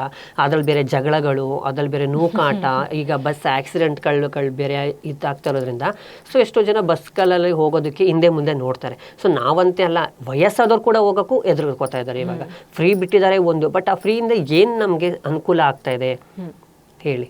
ಸೊ ಈ ಥರ ಲೈಫ್ನ ಬರ್ತಾ ಇದೆ ನಮ್ಮ ಸಮುದಾಯದವ್ರಿಗೆ. ಓಕೆ, ಆಗಲೇ ಮಾತಾಡುವಾಗ ಹೇಳಿದ್ರಿ ಕೆಲವರು ಮಾಡುವ ತಪ್ಪಿನಿಂದ ಎಲ್ಲರೂ ಸಮಸ್ಯೆ ಎದುರಿಸಬೇಕಾಗಿದೆ ಅಂತ ಹೇಳಿ. ಇತ್ತೀಚಿನ ದಿನಗಳಲ್ಲಿ ನಾವು ನೋಡೋದಾದ್ರೆ ಯಾವುದೇ ಮನೆಗಳಲ್ಲಿ ಏನೋ ಸಮಾರಂಭ ಅಂದ ತಕ್ಷಣ ಬೆಳಗ್ಗೆ ಮುಂಚೆ ಮಂಗಳಮುಖಿಯರು ಮಾಗ್ಲಿಗೆ ಮಿಂದು ಅಂದ್ರೆ ಏನು ವಸೂಲಿ ಮಾಡೋ ರೇಂಜಲ್ಲಿ ಕೇಳ್ತಾ ಇರ್ತಾರೆ. ಈ ಥರದ ಘಟನೆಗಳು ನಿಮ್ಮ ಮೇಲೆ ಹೇಗೆ ಎಫೆಕ್ಟ್ ಆಗುತ್ತೆ? ಖಂಡಿತವಾಗ್ಲು ಇವಾಗ ನೋಡಿ, ಯಾರೋ ಒಬ್ರು ಸ್ವಾಭಿಮಾನದಿಂದ ಬದುಕೋರಿಗೆ ಇದೆಲ್ಲ ತುಂಬಾನೇ ಎಫೆಕ್ಟ್ ಆಗ್ತದೆ. ಯಾಕೆಂದ್ರೆ ಯಾರೋ ಒಬ್ರು ಮಾಡೋ ತಪ್ಪಿಗೆ ನಮ್ಗಳಿಗೆ ಹೇಳೋದು, ಓ ನಿಮ್ಮವ್ರು ಏನ್ ಕಡಿಮೆನಾ, ನಿಮ್ಮವ್ರು ನೋಡಿ ಈ ತರ ಮಾಡ್ತಾ ಇದ್ದಾರೆ, ನೀವೇನ್ ಆ ತರ ಹೇಳ್ತಾ ಇದ್ದೀರಾ, ಸೊ ನೀವು ನಿಮ್ಮಲ್ಲೂ ಒಳ್ಳೆಯವರು ಇದ್ದಾರೆ ಕೆಟ್ಟವರು ಇದ್ದಾರೆ, ಪ್ರತಿಯೊಬ್ರು ಇದ್ರಲ್ಲೂ ಇದ್ದೇ ಇರ್ತಾರೆ, ಒಳ್ಳೆಯವರು ಇರ್ತಾರೆ ಕೆಟ್ಟವರು ಇರ್ತಾರೆ. ಹಾಗಂತ ಯಾರೋ ಒಬ್ರು ಕೆಟ್ಟದ್ ಮಾಡಿದಕ್ಕೆ ಇಡೀ ಸಮುದಾಯನೇ ನೀವು ಕೆಟ್ಟವರು ಅನ್ನೋದು ಎಷ್ಟು ಮಟ್ಟಕ್ಕೆ ಸರಿ? ಗೌರವದಿಂದ ಬದುಕ್ತಾ ಇರೋರು ಇದ್ದಾರೆ, ದುಡ್ಕೊಂಡು ತಿನ್ನೋರು ಇದ್ದಾರೆ, ಬೇಡ್ಕೊಂಡು ತಿನ್ನೋರು ಇದ್ದಾರೆ. ಸೊ ಅವ್ರ ಮಧ್ಯದಲ್ಲಿ ಈ ತರ ಮಾಡೋದ್ರಿಂದ ಯಾರಿಗೆ ಅದು ಎಫೆಕ್ಟು? ನಮ್ಗೇನೆ ಎಫೆಕ್ಟು. ಸೊ ಹಾಗಾಗಿ ನಾನೇನು ಹೇಳ್ತೀನಿ ಅಂದ್ರೆ, ಯಾವುದನ್ನೇ ಆಗಲಿ ಸೊ ಎಷ್ಟರಲ್ಲಿ ಮಾಡಬೇಕು ಅಷ್ಟಲ್ಲಿ ಮಾಡಿದ್ರೆ ಒಳ್ಳೇದು. ಅತಿಯಾಗಿ ಹೋದ್ರೆ ಅದು ನಮಗೆ ಸೆಟ್ ಆಗಲ್ಲ. ಸೊ ಈಗ ಓಕೆ, ಗುರುಪ್ರವೇಶಗಳಲ್ಲಿ ನಾಮಕರಣಗಳಲ್ಲಿ ಹೋಗ್ತಾರೆ, ನಮ್ಮೂರು ಕಾಸು ಕೇಳ್ತಾರೆ ಅಂತ ಕೆಲವರು ಹೇಳ್ತಾರೆ. ಕೆಲವರು ಪ್ರೀತಿಯಿಂದ ಕೊಟ್ಟಷ್ಟು ಇಸ್ಕೊಂಡು ಆಶೀರ್ವಾದ ಮಾಡಿಬಿಟ್ಟು ಹೋಗ್ತಾರೆ. ಕೆಲವರು ಬೇಡಿಕೆಗಳನ್ನ ಜಾಸ್ತಿ ಇಡ್ತಾರೆ ಅಂತಲೂ ಹೇಳ್ತಾರೆ. ಯಾಕೆಂದರೆ ಅವರು ಕಷ್ಟ ಸಾಲ ಸೋಲ ಮಾಡಿ ಮನೆಗಳು ಕಟ್ಟಿರ್ತಾರೆ. ಸೊ ಇದೆಲ್ಲ ಮಾಡಿರ್ತಾರೆ. ಸೊ ನಾವು ಅವ್ರ ಮೇಲೂ ಈ ಕಡೆ ಹೇಳೋಕ್ಕಾಗಲ್ಲ, ಈ ಕಡೆ ಇವ್ರ ಹತ್ರನೂ ಹೇಳೋಕ್ಕಾಗಲ್ಲ. ನಾವು ಎಲ್ಲರೂ ಒಂದು ಸಮಾನತೆ ಈಕ್ವಲ್ ಆಗಿ ನೋಡಬೇಕಾಗಿ ಬರುತ್ತೆ. ಕೆಲವೊಂದು ಟೈಮಲ್ಲಿ ಅವ್ರ ಡಿಮ್ಯಾಂಡ್ಸ್ಗಳು ಮಾಡ್ತಾರೆ, ಕೆಲವರು ಇವ್ರುಗಳು ಇದು ಮಾಡ್ತಾರೆ. ಸೊ ಆಗಿದ್ದಾಗ ಒಂದು ಗೌರವದಿಂದ ಒಂದು ಪ್ರೀತಿಯಿಂದ ಎಷ್ಟು ಕೊಡ್ತಾರೆ ಅಷ್ಟು ಈಸ್ಕೊಂಡು ನಾವು ಕಣ್ಣಿಗೆ ಹೊತ್ಕೊಂಡು ಹೋದ್ರೆ ಅವರಿಗೂ ಗೌರವ ಸಿಗುತ್ತೆ, ನಮಗೂ ಗೌರವ ಸಿಗುತ್ತೆ. ಸೊ ಅವ್ರಿಗೂ ಒಂದು ಖುಷಿ ಆಗುತ್ತೆ. ನೆಕ್ಸ್ಟ್ ಅವರೇ ಕರೆದಿ ಕೊಡುವಂಥವ್ರು ಇರ್ತಾರೆ ಈಗಿನ ಜನರೇಷನ್. ಈಗ ಏನಾಗಿದೆ ಅಂದರೆ ಈ ಥರ ಆಗ್ತಾ ಇರೋದ್ರಿಂದ ಸೊ ಎಲ್ಲೋ ಒಂದು ಕಡೆ ನಮ್ಮ ಮೇಲೆ ಇನ್ನೂ ಕೂಡ ನೆಗೆಟಿವ್ ಥಾಟ್ಸೇ ಇದೆ. ಸೊ ಯಾರೋ ಒಬ್ರು ಮಾಡೋ ಇದಕ್ಕೆ ಕೆಲವೊಂದು ಟೈಮಲ್ಲಿ ನಮ್ಮನ್ನೇ ಕರೀತಾರೆ, ಬನ್ನಿ ಮೇಡಮ್ ಮನೆಗೆ ಗುರುಪ್ರವೇಶ ಇದೆ, ನಾಮಕರಣ ಇದೆ ಅಂತ ಹೇಳಿ ಕರೆದಾಗ ಎಷ್ಟು ಖುಷಿ ಆಗುತ್ತೆ ನಮಗೆ. ಸೊ ಆ ಥರದಲ್ಲಿ ಈ ಥರ ಎಲ್ಲ ಮಾಡಿಬಿಟ್ಟಾಗ ಕರೆಯಬೇಕಾದವ್ರನ್ನೂ ಕರೆಯಲ್ಲ. ಸೊ ಈ ಥರ ಒಂದು ಇದಾಗ್ತಾ ಇದೆ. ಸೊ ಅದು ಎಲ್ಲರಲ್ಲೂ ಇದೆ, ಎಲ್ಲ ಇದರಲ್ಲೂ ಇದೆ. ಸೊ ಹಾಗಾಗಿ ಆದಷ್ಟು ನಾವು ಅವ್ರು ಎಷ್ಟು ಕೊಡ್ತಾರೆ ಪ್ರೀತಿಯಿಂದ ಅಷ್ಟು ಇಸ್ಕೊಂಡು ಹೋಗೋದು ಒಳ್ಳೆಯದು. ಮತ್ತು ಅವರು ಕೂಡ ಅವ್ಯಾಚ ಪದಗಳಿಂದ ಇವ್ರಿಗೆ ಬೈಯೋದಾಗಿರ್ಬೋದು ಅಥವಾ ಇವರು ಅವ್ರಿಗೆ ಬೈಯೋದಾಗಿರ್ಬೋದು, ಇದೆಲ್ಲ ಮಾಡೋದಕ್ಕಿಂತ ಸೊ ಒಂದು ಅಂಡರ್ಸ್ಟ್ಯಾಂಡಿಂಗಲ್ಲಿ, ಒಂದು ಪ್ರೀತಿ ವಿಶ್ವಾಸದಲ್ಲಿ, ಒಂದು ಪ್ರೀತಿಯಿಂದ ಗೌರವದಿಂದ ಅವ್ರು ಎಷ್ಟು ಕೊಡ್ತಾರೋ ಅಷ್ಟು ಇಸ್ಕೊಂಡು ಹೋಗೋದು ಒಳ್ಳೆಯದು ಅಂತ ನನ್ನ ಅನಿಸಿಕೆ. ಓಕೆ. ಸೊ ಇವಾಗ RJ ಇದಕ್ಕೆ ಬರೋದಾದರೆ, ಇವಾಗ ಹೊಸದಾಗಿ ನಿಮ್ಮನ್ನ ನೋಡಿ ಒಂದು ಸ್ಫೂರ್ತಿ ಪಡೆದವರು ಹೇಗೆ ಈ RJ ಅಥವಾ ಬೇರೆ ವೃತ್ತಿಯನ್ನು ಆಯ್ಕೆ ಮಾಡ್ಕೊಳ್ಳೋದಾದರೆ ಅವರಿಗೆ ಮಾರ್ಗಗಳು ಯಾವ್ದ್ಯಾವ್ದಿದೆ? ಓಕೆ. ಏಕೆಂದರೆ RJ ಎಷ್ಟೋ ಜನ ಅಂತಾರೆ RJ ಆಗೋದು ಈಸಿ ಅಲ್ಲ, ನನಗೂ ತುಂಬ ಆಸೆ ಅಂತ. ಸೊ ನಾವು RJ ಆಗಿದ್ದೀವಿ ಅಂತಂದರೆ ಮೇಯ್ನ್ ಬಂದೇ ನಮ್ಮ ಮಾತು, ನಮ್ಮ ಸ್ಪಷ್ಟನೆ, ನಾವು ಕನ್ನಡನ ಎಷ್ಟು ಚೆನ್ನಾಗಿ ಮಾತಾಡ್ತೀವಿ, ಯಾವ ಥರ ವಾಯ್ಸ್ ಮಾಡ್ಯುಲೇಷನ್ ಮಾಡ್ತೀವಿ ಅನ್ನೋದು ಕೂಡ ತುಂಬ ಇಂಪಾರ್ಟೆಂಟ್ ಆಗುತ್ತೆ. ಯಾಕೆಂದರೆ ಎಲ್ಲರೂ RJಗಳಾಗೋಕ್ಕಾಗಲ್ಲ. ಕೆಲವರು ವಾಯ್ಸ್ ಟೆಸ್ಟ್ ಇರುತ್ತೆ. ಆಗ ನೋಡೋಕೆ ಹೋದಾಗ ನನಗೇನೆ ಭಯ ಇತ್ತು ನಾನು ರೇಡಿಯೋದಲ್ಲಿ. ಯಾಕೆಂದರೆ ನನ್ನ ವಾಯ್ಸ್ ಅವಾಗ ತುಂಬ ಹಾರ್ಡ್ ಆಗಿರೋದ್ರಿಂದ ಕೇಳಿದಾಗ ನನಗೆ ಒಂಥರ ಅನ್ನಿಸ್ತಿತ್ತು, ಅಯ್ಯೋ ಇದೇನು ಹಿಂಗಿದೆ ನನ್ನ ವಾಯ್ಸ್ ಅನ್ನಿಸ್ತಿತ್ತು. ಸೊ ಯಾವಾಗ ನನ್ನ ವಾಯ್ಸ್ನ ಮಾಡ್ಯುಲೇಷನ್ ಮಾಡಿಕೊಂಡು ನೀಟಾಗಿ ಕಾರ್ಯಕ್ರಮಗಳನ್ನ ಮಾಡಿಕೊಂಡು ಬಂದೆ. ಸೊ ಅದಕ್ಕೆ ಅಲ್ಲಿಂದ ಇಲ್ಲಿವರೆಗೂ ನಾನು ಇರೋದಕ್ಕೆ ಸಾಧ್ಯ ಆಯಿತು. ಸೊ ಕೆಲವು ಸ್ಟೂಡೆಂಟ್ಸ್ಗಳು ಬರ್ತಾರೆ, ನಮ್ಮ ಸಮುದಾಯದವ್ರು ಬರ್ತಾರೆ. ಸೊ ಅವ್ರಿಗೆ ನಾನು RJಗಳ ಟ್ರೈನಿಂಗ್ ಆಗಿರ್ಬೋದು, ಎಡಿಟಿಂಗ್ ಟ್ರೈನಿಂಗ್ ಆಗಿರ್ಬೋದು, ರಿಪೋರ್ಟಿಂಗ್ ಮಾಡೋದು ಹೇಗಾಗಿರ್ಬೋದು, ಪ್ರತಿಯೊಂದನ್ನು ಕೂಡ ನಮ್ಮಲ್ಲಿ ಇದಿರುತ್ತೆ, ಕ್ಲಾಸಸ್ ಇರುತ್ತೆ. ಸೊ 3 ತಿಂಗಳು ಇರುತ್ತೆ ಅವ್ರಿಗೆ. ಆ ಒಂದು 3 ತಿಂಗಳಲ್ಲಿ ಕಂಪ್ಲೀಟಾಗಿ ನಾವು ಅವ್ರನ್ನ ರೆಡಿ ಮಾಡ್ತೀವಿ. ಅದಾದಮೇಲೆ ನಮ್ಮಲ್ಲಿದ್ದರೆ ಅವಕಾಶ ಕೊಡ್ತೀವಿ, ಇಲ್ಲಾಂದರೆ ಬೇರೆಯವ್ರಿಗೆ ರೆಫರ್ ಮಾಡ್ತೀವಿ. ಸೊ ಈ ಥರ ಅವ್ರನ್ನ ನಾವು ರೆಫರ್ ಮಾಡಿದೆ. ಯಾಕೆಂದರೆ ಕಮ್ಯುನಿಟಿ ರೇಡಿಯೋದ ಕಮರ್ಷಿಯಲ್ ರೇಡಿಯೋಗಿಂತ ಕಮ್ಯುನಿಟಿಲಿ ತುಂಬ ನಾವು ಜಾಸ್ತಿ ಮಾತಾಡೋದು ಇರುತ್ತೆ. ಕಮರ್ಷಿಯಲ್ ಆದರೆ ಆ್ಯಡ್ಸ್ಗಳು ಆಗ್ತಾ ಇರ್ತಾರೆ, ಮಧ್ಯ ಹಾರ್ಟ್ಸ್ಗಳು ಆಗ್ಬಿಡ್ತಾರೆ. ಸೊ ಆಗ ಅವ್ರಿಗೆ ಅಷ್ಟು ಇದಾಗಲ್ಲ. ಬಟ್ ಕಮ್ಯುನಿಟಿ ಅಂದರೆ ಬೇಸಿಂದ ನಾವು ತಿಳಿಸ್ತೀವಿ ಅವ್ರಿಗೆ. ಸೊ ಯಾವ ರೀತಿ ಕಾರ್ಯಕ್ರಮಗಳನ್ನ ಮಾಡಬೇಕು, ಯಾವ ರೀತಿ ಕಮ್ಯುನಿಟಿಗಳನ್ನ ನಾವು ರೀಚ್ ಮಾಡಬೇಕು, ಯಾವ ರೀತಿ ಆಡಿಯನ್ಸ್ಗಳನ್ನ ನಾವು ನಮ್ಮ ಹತ್ರ ಸೆಳ್ಕೋಬೇಕು ಅನ್ನೋದನ್ನ A to Z ನಾವು ಅವ್ರಿಗೆ ಟ್ರೈನಿಂಗ್ ಕೊಟ್ಟು ಸರ್ಟಿಫಿಕೇಟ್ಸ್ ಸಮೇತ ಅವನ್ನ ನಾವು ರೆಫರ್ ಮಾಡ್ತೀವಿ. ಓಕೆ. ಸೊ ಇವಾಗ ನೀವು ಕೇವಲ RJ ಆಗಿ ಮಾತ್ರ ಗುರುತಿಸ್ಕೊಂಡಿಲ್ಲ, ನಟಿ ಕೂಡ ಹೌದು. ಸಾಕಷ್ಟು ಸಿನಿಮಾಗಳಲ್ಲಿ ಹಾಗೂ ಧಾರಾವಾಹಿಗಳಲ್ಲಿ ನಟನ ಕೌಶಲವನ್ನು ಕೂಡ ತೋರಿಸಿದ್ದೀರಾ. ಸೊ ಆ ವೃತ್ತಿಯ ಬಗ್ಗೆ ಒಂದಿಷ್ಟು ಹೇಳೋದಾದ್ರೆ? ಖಂಡಿತ. ಸೊ ರೇಡಿಯೋಗೆ ಸೇರ್ಕೊಂಡ್ಮೇಲೆ ನನಗೆ ನನ್ನ ಫ್ರೆಂಡ್ ಮುಖಾಂತರ ಒಂದು ಅವಕಾಶ ಸಿಕ್ತು. ಏನಂದರೆ ಒಂದು ಧಾರಾವಾಹಿಲಿ ಸೂರ್ಯಕಾಂತಿ ಅನ್ನೋ ಒಂದು ಸೀರಿಯಲಲ್ಲಿ ಜೀ ಕನ್ನಡದಲ್ಲಿ ಒಂದು ಅವಕಾಶ ಇದೆ, ನೀನು ಮಾಡ್ತೀಯ ಅಂದರು. ಸೊ ಅವಕಾಶಗಳನ್ನ ಸಿಗೋದೇ ನಾವು ಕಾಯ್ತಾ ಇರ್ತೀವಿ. ಸೊ ಅಂಥದ್ರಲ್ಲಿ ಬಂದಿದ್ದ ಅವಕಾಶನ ನಾವು ಯಾಕೆ ಬಿಡಬೇಕು ಅಂತೇಳಿ ಆ ಒಂದು ಇದಕ್ಕೆ ಸೇರಿಕೊಂಡೆ. ಅಲ್ಲಿಂದ ಜರ್ನಿ ಶುರುವಾಯಿತು. ಸೊ ಸೂರ್ಯಕಾಂತಿ ಮಾಡಾದ್ಮೇಲೆ ಜಯನಗರ 4th ಬ್ಲಾಕು ಡಾಲಿಯವ್ರ ಜೊತೆ ಮಾಡೋದಕ್ಕೆ ಅವಕಾಶ ಸಿಕ್ತು. ಸೊ ಅದಾದಮೇಲೆ ವಾರಸ್ದಾರ ಸೀರಿಯಲ್ಲು, ಆಮೇಲೆ ಗಟ್ಟಿಮೇಳ, ನೀನಾದೇನ, ಸಾಕಷ್ಟು ಒಂದು 8ರಿಂದ 10 ಶಾರ್ಟ್ ಮೂವೀಸು, 4-5 ಒಂದು ಮೇನ್ ಮೂವಿ, ಅವಾರ್ಡ್ ಮೂವೀಸ್ಗಳು. ಸೊ ಈ ಥರ ನನಗೆ ಅವಕಾಶ ಸಿಕ್ಕಿದ್ದು. ನನ್ನ ಜೀವನದಲ್ಲಿ ನಾನು RJ ಆಗ್ತೀನಿ, ಈ ಥರ ಆ್ಯಕ್ಟರ್ ಆಗ್ತೀನಿ ಅಂತ ಅಂದ್ಕೊಂಡೇ ಇರಲಿಲ್ಲ. ಸೊ ಎಲ್ಲರಂತೆ ನಾನು ಕೂಡ ಸಮುದಾಯದಲ್ಲಿ ಇತ್ತು. ಬಟ್ ಅದು ಅವಕಾಶ ಬಂದಿದ್ದನ್ನ ನಾನು ಯುಟಿಲೈಸ್ ಮಾಡಿಕೊಂಡೆ. ಸೊ ಯಾಕೆ ಬಂದಿದ್ದ ಅವಕಾಶ ನಾವು ಮಿಸ್ ಮಾಡ್ಕೋಬೇಕು, ಬಿಡಬೇಕು ಅಂತೇಳಿ ಸೊ ಅಲ್ಲಿ ಅದು ಮಾಡಿಕೊಂಡೆ. ಅದಾದಮೇಲೆ ಸಾಕಷ್ಟು ಇದಾಯಿತು, ಓಪನಿಂಗ್ ಸಿಕ್ತು. ಆಮೇಲೆ ರೇಡಿಯೋಗೆ ಬೆಸ್ಟ್ RJ ಅವಾರ್ಡ್ ಸಿಕ್ತು. ಸೊ ಇಲ್ಲ ಅಂದ್ರೆ ಒಂದು 30ರಿಂದ 40 ಅವಾರ್ಡ್ಸ್ಗಳು ಸಿಕ್ತು. 2016 ಏನೋ India first transgender radio Jackie Limca book of record ಆಯಿತು. ಸೊ ಅದಾದಮೇಲೆ ಯುವ ಸಾಧಕಿ ಅವಾರ್ಡ್ ಸಿಕ್ತು. ಆಮೇಲೆ ಗೌರ್ಮೆಂಟ್ಗಳಿಗೆ ಆ್ಯಡ್ಗಳು ಕೊಡೋಕ್ಕೆ ಶುರು ಮಾಡಿದೆ. ಮನಸ್ವಿನಿ ಯೋಜನೆಯಲ್ಲಿ 500 ಪೆನ್ಷನ್ ಕೊಡ್ತಾಯಿದ್ರು, ಅದಕ್ಕೆ ಆ್ಯಡ್ ಕೊಟ್ಟೆ. ಸೊ ಅದಾದಮೇಲೆ BMTC ಬಸ್ಗಳಲ್ಲಿ ಟಿಕೆಟ್ಗಳನ್ನ ಪ್ರತ್ಯೇಕದ ಸ್ಥಳಗಳಲ್ಲಿ ಹಾಕಿ ಅನ್ನೋದಕ್ಕೆ ವಾಯ್ಸ್ ಡಬ್ ಮಾಡಿದೆ. 1-2-3 ಮೂವೀಸ್ಗಳಿಗೆ ಡಬ್ ಮಾಡಿದೆ. ಆಮೇಲೆ ರಿಯಾಲಿಟಿ ಶೋಸ್ಗಳಿಗೆ ಇದು ಮಾಡಿದೆ. ಸೊ ಅದಾದಮೇಲೆ ಹೀಗೆ ನನ್ನ ಜರ್ನಿ ಹಿಂಗೆ ಶುರುವಾಗ್ತದೆ. ಕಲಾ ಜೀವನನೇ ಬೇರೆಯಾಗಿ ನಡೀತಿದೆ. ಸೊ ಒಂದು ಟ್ರಾನ್ಸ್ಜೆಂಡರ್ಸ್ ಏನೆಲ್ಲ ಮಾಡ್ಬೋದು, ಏನೆಲ್ಲ ಅವರಲ್ಲಿ ಟ್ಯಾಲೆಂಟ್ ಇದೆ ಅನ್ನೋದನ್ನ ಸೊ ಒಂದೊಂದೇ ಅವಕಾಶಗಳ ಮುಖಾಂತರ ನನಗೆ ತಿಳಿತಾ ಹೋಯ್ತು. ನನಗೆ ಅನಿಸುತ್ತೆ ನನ್ನಲ್ಲಿ ಇಷ್ಟೆಲ್ಲ ಕೌಶಲ್ಯಗಳಿದೆಯಾ ಅಂತ ನನಗೆ ಅನಿಸುತ್ತೆ. ಸೊ ಎಲ್ಲರೂ ಹೋದಾಗ ತುಂಬ ಐಡೆಂಟಿಫೈ ಮಾಡ್ತಾರೆ. ಬೇರೆ ಬೇರೆ ಕಡೆ ಹೋದಾಗ ನಿಮ್ಮನ್ನ ಇದರಲ್ಲಿ ನೋಡಿದ್ದೆ, ರೇಡಿಯೋದಲ್ಲಿ, ನಿಮ್ಮನ್ನ ಇನ್ಸ್ಟಾದಲ್ಲಿ ನೋಡಿದ್ದೆ, ಯೂಟ್ಯೂಬಲ್ಲಿ ನೋಡಿದ್ದೆ, ನಿಮ್ಮದು ಮೂವಿ ನೋಡಿದ್ದೆ, ಹಿಂಗೆ ಮಾಡಿದ್ದೆ, ತುಂಬ ಜನ ರೆಕಗ್ನೈಸ್ ಮಾಡ್ತಾರೆ. ತುಂಬ ಖುಷಿ ಆಗುತ್ತೆ. ಏಕೆಂದರೆ ಇದಕ್ಕೊಂದು 10-20 ವರ್ಷದ ಹಿಂದೆ ನೋಡೋದಕ್ಕೂ ಇವಾಗ ನೋಡೋದಕ್ಕೂ ಎಷ್ಟು ವ್ಯತ್ಯಾಸಗಳು, ಎಷ್ಟು ನಮ್ಮ ಜೊತೆ ಮಾತಾಡೋದಕ್ಕೆ ಎದುರ್ಕೊಳ್ಳುವಂಥ ಜನ ಇವತ್ತು ನಮ್ಮ ಫ್ರೆಂಡ್ಶಿಪ್ನ ಬಯಸ್ತಾರೆ, ನಮ್ಮ ಪ್ರೀತಿ ವಿಶ್ವಾಸನ ಬಯಸ್ತಾರೆ. ಎಲ್ಲಾದರೂ ಹೊರಗಡೆ ಟ್ರಿಪ್ಗಳಿಗೆ ಹೋಗೋಣ, ಒಂದು ಕಾಫಿಗೆ ಹೋಗೋಣ, ಒಂದು ಮಟ್ಟದಲ್ಲಿ ಇವತ್ತು ನಾವು ಲೈಫ್ನ ಲೀಡ್ ಮಾಡ್ತಾ ಇದ್ದೀವಿ. ಈಗ ಸಾಕಷ್ಟು ಶೂಟಿಂಗ್ಗಳಿಗೆಲ್ಲ ಹೋಗಿರ್ತೀರಾ. ಸೊ ಅಲ್ಲಿ ಸೆಟ್ ಬಾಯ್ಸ್ ಇರ್ಬೋದು ಅಥವಾ ಕೋ ಆರ್ಟಿಸ್ಟ್ ಇರ್ಬೋದು, ವರ್ಕರ್ಸ್ ಇರ್ಬೋದು, ಅವರ ರೆಸ್ಪಾನ್ಸ್ ನಿಮ್ಮ ಕಡೆ ಹೇಗಿತ್ತು? ತುಂಬ ಚೆನ್ನಾಗಿರುತ್ತೆ. ಏಕೆಂದರೆ ಒಂದು ಆರ್ಟಿಸ್ಟ್ ಅಂತ ಅಂದರೆ ಒಳ್ಳೆ ಗೌರವ, ಒಂದು ರೆಸ್ಪೆಕ್ಟ್ ಸಿಗುತ್ತೆ. ಸೊ ನಾನು ಮಾಡಿರೋವಂಥ ಎಲ್ಲದರಲ್ಲೂ ಅಥವಾ ಸೆಟ್ಟಲ್ಲೂ ನನಗೆ ಒಳ್ಳೆ ರೆಸ್ಪಾನ್ಸ್ ಸಿಕ್ಕಿದೆ. ಯಾರು ಕೂಡ ಇವರು ಟ್ರಾನ್ಸ್ಜೆಂಡರ್ಸ್ ಕಮ್ಯುನಿಟಿ, ಇವರು ಇದರಿಂದ ಬಂದವರೆ ಅದರಿಂದ ಬಂದವರು ಅಂತ ಯಾವತ್ತೂ ಕೂಡ ನನ್ನನ್ನು ಆ ದೃಷ್ಟಿಯಲ್ಲಿ ನೋಡಿಲ್ಲ. ಸೊ ನಮ್ಮಲ್ಲಿ ಇವರು ಕೂಡ ಒಬ್ಬರು ಆರ್ಟಿಸ್ಟ್ ಅಂತ ಹೇಳಿ ನನಗೆ ಒಳ್ಳೆ ಸಪೋರ್ಟ್ ಸಿಕ್ಕಿದೆ. ಎಲ್ಲ ಚೆನ್ನಾಗಿ ರೆಸ್ಪಾನ್ಸ್ ಮಾಡಿದ್ದಾರೆ. ಸೊ ತುಂಬ ಖುಷಿ ಆಗುತ್ತೆ ಆ ಥರ ಇದ್ದಾಗ. ಕೆಲವೊಂದು ಸಂದರ್ಭಗಳಲ್ಲಿ ಈ ಮಾಧ್ಯಮಗಳ ಮುಖಾಂತರ ಏನು ಹೇಳ್ಬೋದು ಅಂದರೆ, ಈ ಟ್ರಾನ್ಸ್ಜೆಂಡರ್ಸ್ಗಳಂದಾಗ ಅವರ ಒಂದು ಇದನ್ನೇ ತಗೊಂಡು ಮಾಡಿ ಬೇರೆ ಗಂಡಸರಿಗೆ ವೇಷಗಳು ಹಾಕಿ ಅವ್ರನ್ನ ನಗೆ ಪಾಟ್ಲ ತರ ಮಾಡಿ ಅವ್ರನ್ನ ಸೊಸೈಟಿಗೆ ಬೇರೆ ತರ ಬಿಂಬಿಸೋದ್ರಿಂದ ಜನಗಳ ಮೈಂಡ್ ಸೆಟ್ ಅಲ್ಲಿ ಅದು ಕುಂತ್ಕೊಂಡ್ಬಿಡುತ್ತೆ. ಸೊ ಆದಷ್ಟು ನಮ್ಮ ಸಮುದಾಯದವ್ರಿಗೆ ಅವಕಾಶಗಳನ್ನ ಕೊಡಿ. ಮಾಡ್ತಾರೆ, ಇಲ್ಲ ಅಂತ ಹೇಳಲ್ಲ. ನಮ್ಮಲ್ಲಿ ಸುಮಾರು ಜನ ನಾಟಕಗಳನ್ನ ಮಾಡ್ತಾರೆ, ಹಾಡುಗಳನ್ನ ಹಾಡ್ತಾರೆ, ಡ್ಯಾನ್ಸ್ಗಳನ್ನ ಮಾಡ್ತಾರೆ, ಆ್ಯಕ್ಟಿಂಗ್ಗಳನ್ನ ಮಾಡ್ತಾರೆ. ಎಲ್ಲದರಲ್ಲೂ ನಾವು ಇರಬೇಕಾದ್ರೆ ಯಾಕೆ ನೀವು ಗಂಡಸರಿಗೇನೆ ವೇಷಗಳನ್ನ ಹಾಕಿ ನೀವು ಆ ಥರ ಮಾಡ್ತೀರಾ? ನಮ್ಗಳಿಗೆ ಒಂದು ಅವಕಾಶ ಕೊಟ್ಟು ಅದ್ರದ್ದು ಏನು ದಿನಗೂಲಿ ಇರುತ್ತೆ ಅದನ್ನ ಅವ್ರಿಗೆ ಕೊಟ್ಟು ಎಷ್ಟು ಖುಷಿ ಅನ್ಸುತ್ತಲ್ವಾ? ಅವ್ರಿಗೂ ಒಂದು ಕೆಲಸ ಕೊಟ್ಟಂಗಿರುತ್ತೆ, ನಿಮಗೂ ಅದೇನಿರುತ್ತೆ ಅದು ಸಿಕ್ತಂಗಿರುತ್ತಲ್ವಾ? ಸೊ ಆದಷ್ಟು ಈ ಥರ ಮಾಡೋದ್ರಿಂದ ಒಳ್ಳೇದು. ಗಂಡಸರುಗಳಿಗೆ ವೇಷಗಳ ಹಾಕಿ ಆ ಥರ ತೋರ್ಸೋದು ಬೇಡ ಅಂತ ಅನ್ಸುತ್ತೆ ನನ್ನ ಪ್ರಕಾರ. ಇದ್ರ ಬಗ್ಗೆ ನೀವು ಫಿಲ್ಮ್ ಚೇಂಬರ್ ಅಲ್ಲಿ ಏನಾದ್ರು ಒಂದು ಸುಮಾರು ಸತಿ ನಮ್ಮ ಸಮುದಾಯದವ್ರು ಹೋಗಿ ಲೆಟರ್ ಕೊಟ್ಟಿದ್ದಾರೆ. ಅವ್ರ ಪರವಾಗಿ ಹೋಗಿ ಮಾತನಾಡಿದೀವಿ. ಆದಷ್ಟು ನೀವು ಇದನ್ನೆಲ್ಲ ಸ್ವಲ್ಪ ಅವಾಯ್ಡ್ ಮಾಡಿ, ಗಂಡಸರುಗಳಿಗೆ ವೇಷಗಳ ಹಾಕ್ಬಿಟ್ಟು ನೀವು ಟ್ರಾನ್ಸ್ಜೆಂಡರ್ಸ್ಗಳ ತರ ಮಾಡಿ ಕಾಮಿಡಿಗಳನ್ನ ಮಾಡೋದಕ್ಕೋಸ್ಕರ ಅವ್ರನ್ನ ಇಟ್ಕೊಳ್ಳೋದಲ್ಲ, ಅದು ರಿಯಲ್ ಕಮ್ಯುನಿಟಿಯವ್ರಿಗೆ ತುಂಬಾ ಎಫೆಕ್ಟ್ ಆಗುತ್ತೆ.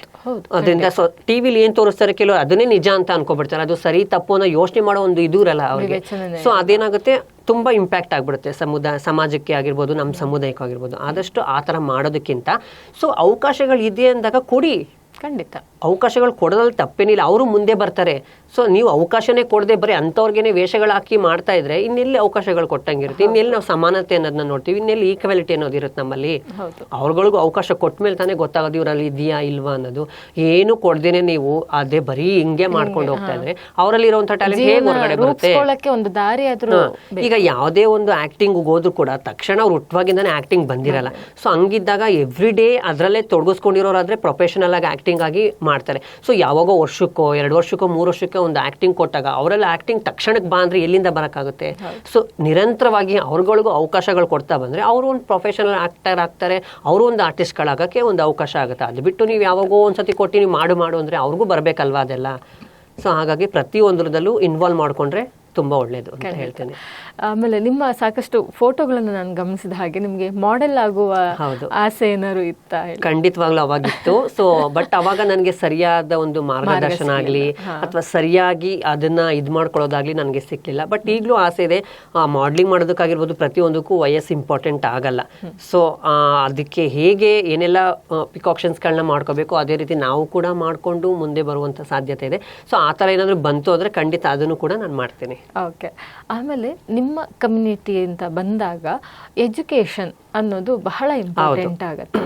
ಸೊ ಈ ವಿಚಾರವಾಗಿ ಯಾಕೆ ಸೀರಿಯಸ್ ಆಗಿ ಥಿಂಕ್ ಮಾಡಲ್ಲ? ಯಾಕೆ ಕೆಲವರು ಎಜುಕೇಶನ್ ಮಾಡ್ತಾ ಇದ್ದಾರೆ. ಕೆಲವು ನಮ್ಮ ಸಮುದಾಯದಲ್ಲಿ 1-2-3 ಜನ ಅಷ್ಟೇ ಎಜುಕೇಶನ್ ಮಾಡ್ತಾ ಇರೋದು. ಇನ್ನೊಂದು ಏನಂತ ಅಂದ್ರೆ ನಮ್ಮ ಸಮುದಾಯದವರು ಆಲ್ಮೋಸ್ಟ್ ಡ್ರಾಪ್ ಔಟ್ ಆಗಿರೋದೇ ಈ 7th 8th 9th ಇಂದ. ಸೊ ಇವ್ರು 1% ರಿಸರ್ವೇಶನ್ ಕೊಟ್ಟಿದ್ದಾರೆ ಹೈಯರ್ ಎಜುಕೇಶನ್ಗೆ ಅಂತ ಅಂದ್ರೆ ಅವ್ರು SLC ಕೂಡ ಮಾಡ್ಕೊಳ್ದಿರೋರ್ಗೆ ನೀವು ಏಕ್ದಮ್ ತಗೊಂಡೋಗಿ ಅಲ್ಲಿ ಕೊಡ್ಸಿದ್ರೆ ಸೊ ಅವ್ರಿಗೆ ಹೇಗೆ ಬರಕ್ಕಾಗುತ್ತೆ? ಸೊ ಆ ಥರ ನೀವು ಅವಕಾಶ ಕೊಡ್ಲೇಬೇಕಾ? ಒಂದು 8th 9th 10th ಇಂದ ಕೊಡಕ್ ಸ್ಟಾರ್ಟ್ ಮಾಡಿ. ಯೂನಿವರ್ಸಿಟಿ ಇದರಲ್ಲಿ ನೀವು ಎಕ್ಸಾಮ್ ಬರ್ಕೊಬಹುದಲ್ವಾ? ಬರ್ಕೊಬಹುದು. ಬಟ್ ಈಗ ಎಜುಕೇಶನ್ ಅಲ್ಲಿ ಬಿಟ್ಟು ಸುಮಾರು ವರ್ಷ ಆಗಿರೋದ್ರಿಂದ ತಕ್ಷಣಕ್ಕೆ ನಾವು ಅದನ್ನು ಓದಿ, ಯಾಕೆಂದ್ರೆ ಸಿಲೆಬಸ್ಗಳೆಲ್ಲ ಇವಾಗ ತುಂಬಾ ಚೇಂಜ್ ಆಗಿದೆ. ಸೊ ನಾವು ಅವಾಗ ಓದ್ತಾ ಇದ್ದಿದ್ದು ಇದೇ ಬೇರೆ, ಈಗಿರೋಂಥ ಇದೇ ಬೇರೆ. ಸೊ ಹಾಗಾಗಿ ಎಷ್ಟು ಜನಕ್ಕೆ ಅದು ಈಗ ವಿದ್ಯೆ ಅಂಟಲ್ಲೋ ನನಗಂತೂ ಗೊತ್ತಿಲ್ಲ. ಯಾಕೆಂದ್ರೆ ಎಷ್ಟೋ ಜನ ಬಿಟ್ಟು ಸುಮಾರು ವರ್ಷಗಳೇ ಆಗಿದೆ. ಕೆಲವರು ಎಜುಕೇಶನ್ ನಡ್ಸ್ಕೊಂಡು ಬಂದಿರೋರ್ಗಾದ್ರೆ ಒಂದು ಇದಿರುತ್ತೆ. ಸೊ ಕೆಲವರು ಆ ಥರ ಅವಕಾಶಗಳು ಸಿಕ್ತಾಗ ಅದನ್ನ ಬಳಸ್ಕೊಳ್ತಾ ಇವರು ಯೋಜನೆ ತಂದವ್ರೆ ಅಂದ್ರೆ ಅದನ್ನ ಸರಿಯಾದ ರೀತಿಯಲ್ಲಿ ಅವ್ರಿಗೆ ರೀಚ್ ಆಗೋ ಥರ ಮಾಡಬೇಕು. ಅದನ್ನ ಬಿಟ್ಬಿಟ್ಟು ಕೊಟ್ಟಿದ್ದೀವಿ ಅಂತ ಬರೀ ಹೇಳ್ಕೊಂಡೇ ಹೋಗ್ತಾ ಇದ್ದಾರೆ. ಅದು ಸರಿಯಾಗಿ ಅವ್ರಿಗೆ ಯುಟಿಲೈಸ್ ಆಗ್ತಾ ಇದೆಯಾ? ನಾವು ಕೊಟ್ಟಿರುವಂಥ ಅವಕಾಶಗಳು ಅವ್ರು ಬಳಸ್ಕೊಳ್ತಾ ಇದ್ದಾರಾ ಇಲ್ವಾ? ಬಳಸ್ಕೊಳ್ತಾ ಇಲ್ಲ ಅಂದಾಗ ನೆಕ್ಸ್ಟ್ ಸ್ಟ್ರಾಟಜಿ ನಾವು ಏನು ಮಾಡಬೇಕು, ಯಾವ ಥರ ಅವ್ರನ್ನ ತೊಗೊಂಡು ಬರಬೇಕು ಅನ್ನೋದನ್ನ ಯೋಚನೆ ಮಾಡಬೇಕು. ಬರೀ ಆಶ್ವಾಸನೆ ಕೊಟ್ಟಾಗ ಇದು ಕೊಟ್ಟಿದ್ದೀವಿ ಅಂತ ಹೇಳ್ಕೊಂಡೇ ಹೋಗ್ತಾ ಇದ್ದಾರೆ. ಇವತ್ತು ಇದುವರೆಗೂ ಆ ಥರ ಬಳಸ್ಕೊಂಡಿದ್ದಿದ್ರೆ ಇವತ್ತು ನಮ್ಮ ಸಮುದಾಯದವರು ಒಂದು ಕೈ ಮೇಲೇನೆ ಇರ್ತಿದ್ರು ಎಜುಕೇಷನ್ ವಿಷಯದ. ಹಂಗೂ ಕೂಡ ಕೆಲವರು ಎಜುಕೇಷನ್ ಮಾಡಿ ಲಾಯರ್ ಆಗಿದ್ದಾರೆ, ಡಾಕ್ಟರ್ ಆಗಿದ್ದಾರೆ, ಎಷ್ಟೋ ಜನ ಇವಾಗ ತುಂಬ ಒಳ್ಳೊಳ್ಳೆ ಹುದ್ದೆಗಳಲ್ಲಿದ್ದಾರೆ. ಸೊ ನಮಗೂ ಪ್ರೌಡ್ ಫೀಲ್ ಆಗುತ್ತೆ ನಮ್ಮನ್ನೆಲ್ಲ ನೋಡ್ಕೊಂಡಾಗ. ಇದಕ್ಕಿಂತ ವರ್ಷ ನೆನೆಸ್ಕೊಂಡ್ರೆ ನಮ್ಮನ್ನ ನೋಡ್ತಾ ಇರುವಂಥ ದೃಷ್ಟಿಕೋನ, ನಮ್ಮನ್ನ ನಡ್ಸ್ಕೊಳ್ತಾ ಇದ್ದಿದ್ದ ರೀತಿ ಏನೇನೋ ಬೇಡ ಹೆಸರುಗಳಿಂದ ಕರೆಯೋರು. ಬಟ್ ಇವಾಗ ತುಂಬ ಬದಲಾಗಿದೆ. ಎಷ್ಟೋ ಜನ ಅವ್ರನ್ನವರು ಗುರುತಿಸ್ಕೊಂಡಿದ್ದಾರೆ, ಅವ್ರ ಕಾಲ್ ಮೇಲೆ ನಿಂತ್ಕೊಂಡು ಸಮಾಜಕ್ಕೆ ಒಳ್ಳೆ ಮಾದರಿಯಾಗಿ ಲೈಫ್ ಲೀಡ್ ಮಾಡ್ತಾ ಇದ್ದಾರೆ. ಸೊ ಹಾಗಾಗಿ ಅವಕಾಶಗಳು ಕೂಡ ತುಂಬ ಇಂಪಾರ್ಟೆಂಟು. ಖಂಡಿತ. ಸೊ ಒಟ್ಟಾರೆ ನಿಮ್ಮ ಜೀವನವನ್ನು ನಾವು ನೋಡಿದಾಗ ಖಂಡಿತವಾಗ್ಲೂ ಇದೊಂದು ಸಾರ್ಥಕ ಬದುಕು ಅಂತ ಹೇಳಿ ಅನಿಸುತ್ತೆ. ಯಾಕೆ ಅಂದರೆ ತುಂಬ ಜನಕ್ಕೆ ನೀವು ಮಾರ್ಗದರ್ಶಕರಾಗಿರ್ತೀರ. ಎಷ್ಟೋ ಜನಕ್ಕೆ ಏನು ಮಾಡಬೇಕು, ಆಯಿತು ನನ್ನ ಸ್ಥಿತಿ ಹೀಗಾಗೋಯ್ತು, ಮುಂದೆ ನಾನು ಏನು ಮಾಡಬೇಕು, ನಂಗೆ ಏನೇನು ಅವಕಾಶಗಳಿದೆ ಅನ್ನುವಂಥದ್ದೇ ಗೊತ್ತಿರಲ್ಲ. ಸೊ ಈ ವಿಚಾರವಾಗಿ ನೀವು ಕೊನೆಯದಾಗಿ ನಮ್ಮ ವೀಕ್ಷಕರಿಗೆ ಏನಾರು ಹೇಳೋದಾದರೆ ಏನು ಹೇಳ್ಬೋದು ಅಂತ ಅಂದರೆ, ಇವಾಗ ಹುಟ್ಟಬಾರ್ದು ಹುಟ್ಟುಬಿಟ್ಟಿದ್ದೀವಿ, ಅದು ದೇವರ ಸೃಷ್ಟಿ. ಬಟ್ ಅದನ್ನ ಹುಟ್ಟಿದೀವಿ ಅನ್ನೋದು ನಾನು ಒಪ್ಪಲ್ಲ. ಯಾಕೆ ಅಂದ್ರೆ ಅಂದ್ರೆ ದೇವ್ರ ಸೃಷ್ಟಿ ನಮ್ಮನ್ನ ದೇವ್ರು ನಮ್ಮನ್ನ ಈ ತರ ಸೃಷ್ಟಿ ಮಾಡಿ ಕಳ್ಸಿಬಿಟ್ಟಿದ್ದೇನೆ ಅಂತ ಎಷ್ಟೋ ಜನ ಶಾಪವಾಗಿ ತಗೊಂಡ್ಬಿಟ್ಟಿದ್ದಾರೆ. ಇಲ್ಲ, ಒಂದು ಕಾರಣ ಅನ್ನೋದು ಇದ್ದೇ ಇರುತ್ತೆ. ಇವಾಗ ನಿಮ್ಮ ಸಮಯದಲ್ಲಿ ಒಂದು ಬದಲಾವಣೆ ತರಲಿಕ್ಕೆ ನೀವು ಒಂದು ಕಾರಣ ಆಗಿ ನಿಂತಿದ್ದೀರಾ. ಸೊ ಪ್ರತಿಯೊಂದು ಜೀವಿಯ ಜನ್ಮಕ್ಕೂ ಒಂದು ಕಾರಣ ಇದ್ದೇ ಇರುತ್ತೆ. ಓಕೆ, ಸೊ ಆ ವಿಚಾರದಲ್ಲಿ ನಾನು ಏನ್ ಹೇಳ್ತೀನಿ ಅಂದ್ರೆ, ನಾವು ಸರ್ಕಾರನ್ನೇ ಬ್ಲೇಮ್ ಮಾಡಕ್ಕಾಗಲ್ಲ, ಬೇರೆ ಬೇರೆ ಕಾರ್ಪೊರೇಟ್ ಸೆಕ್ಟರ್ಗಳನ್ನೇ ನಾವು ಬ್ಲೇಮ್ ಮಾಡೋಕ್ಕಾಗಲ್ಲ. ನಮ್ಮಲ್ಲಿರುವಂಥ ಟ್ಯಾಲೆಂಟ್ನ ನಾವೇ ಯುಟಿಲೈಸ್ ಮಾಡ್ಕೊಂಡು, ಇವಾಗ ನಮ್ಮಲ್ಲಿ ಎಷ್ಟೋ ಜನ ಬ್ಯೂಟಿ ಪಾರ್ಲರ್ ಇಟ್ಕೊಂಡಿದ್ದಾರೆ, ಹೋಟೆಲ್ಗಳನ್ನ ಇಟ್ಕೊಂಡಿದ್ದಾರೆ, ಒಳ್ಳೆ ಅಡುಗೆಗಳನ್ನ ಮಾಡ್ತಾರೆ, ಒಳ್ಳೆ ಹೇರ್ ಸ್ಟೈಲಿಸ್ಟ್ ಆಗಿದ್ದಾರೆ. ಪ್ರತಿ ಒಂದರಲ್ಲೂ ಅವ್ರನ್ನ ಅವ್ರು ತೊಡಗಿಸ್ಕೊಳ್ತಾ ಇರಬೇಕಾದ್ರೆ ಸ್ವಂತವಾಗಿ ನೀವೇನಾದರೂ ಶುರು ಮಾಡಿ. ಸೊ ನಾವು ಇನ್ನೊಬ್ರಿಗೋಸ್ಕರ ಕಾಯ್ಕೊಂಡು ಕೂತ್ಕೊಳ್ಳೋದಕ್ಕಿಂತ ನಮ್ಮಲ್ಲಿ ಏನಿದೆ ಅದನ್ನು ನಾವು ಬಳಸ್ಕೊಂಡು ಮುಂದೆ ಹೋಗೋದನ್ನ ನೋಡಬೇಕು. ಸರ್ಕಾರನೇ ಕೊಡಬೇಕು, ಕಾರ್ಪೊರೇಟ್ ಸೆಕ್ಟರ್ಗಳೇ ಕೊಡಬೇಕು, ನಮ್ಮ ಫ್ಯಾಮಿಲಿನೇ ಕೊಡಬೇಕು ಅಂತ ಏನಿಲ್ಲ. ನಮ್ಮ ಸ್ವಂತ ಕಾಲ ಮೇಲೆ ನಾವು ನಿಂತ್ಕೊಂಡು ದುಡಿಯೋದಕ್ಕೆ ಸಾಕಷ್ಟು ದಾರಿಗಳಿದೆ. ಅದರಲ್ಲಿ ವಿಮೆನ್ ಅಂಡ್ ಚೈಲ್ಡ್ ಡಿಪಾರ್ಟ್ಮೆಂಟ್ ಅಲ್ಲಿ ಸಾಕಷ್ಟು ಸ್ಕೀಮ್ಸ್ಗಳಿದೆ. ಸೊ ಅದನ್ನ ಬಳಸ್ಕೊಳ್ಳಿ. ಸೊ ಅದನ್ನ ಬಳಸ್ಕೊಂಡು ನಿಮ್ಮ ಕಾಲ ಮೇಲೆ ನೀವು ನಿಂತ್ಕೊಳ್ಳಿ, ಯಾರ ಮೇಲೂ ಡಿಪೆಂಡ್ ಆಗಬೇಡಿ. ಓಕೆನಾ? ಇವತ್ತು ನಾವು ಬರುವಾಗ್ಲೂ ಒಬ್ರೆ, ಹೋಗುವಾಗ್ಲೂ ಒಬ್ರೆ ಆಗಿದ್ದಾಗ ನಾವು ನನ್ಗೆ ಇವ್ರಾಯ್ತಾರೆ ಅವ್ರಾಯ್ತಾರೆ ಅಂತ ಅನ್ಕೊಳ್ಳೋದು ಸುಳ್ಳು. ನಾವು ಇರೋಷ್ಟು ದಿವಸ ನಾವು ನಡೆಸ್ಕೋದಕ್ಕೋಸ್ಕರ ಏನಾದರೂ ಒಂದು ಕೆಲಸ ಮಾಡಿಕೊಂಡು ಜೀವನ ಮಾಡೋಣ.